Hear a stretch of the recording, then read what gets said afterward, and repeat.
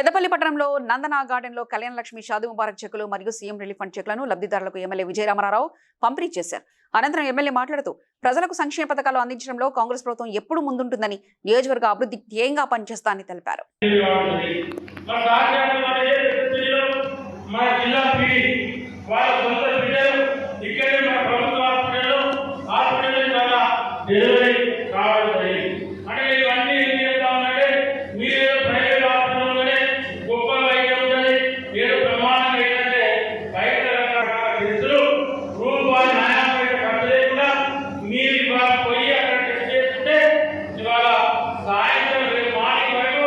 మొత్తం రిపోర్ట్ టెస్టులు చేసి ఆ టెస్ట్ చేసిన రిపోర్టు 20 మంది చేతుల్లో పెట్టినట్టే ఒక్కసారి పేదలకు ఏ విధంగా పెద్దపల్లి జిల్లా ఉన్నటువంటి ప్రభుత్వ హాస్పిటల్ సేవలు అందించాలా మీరందరూ ఆలోచించారు.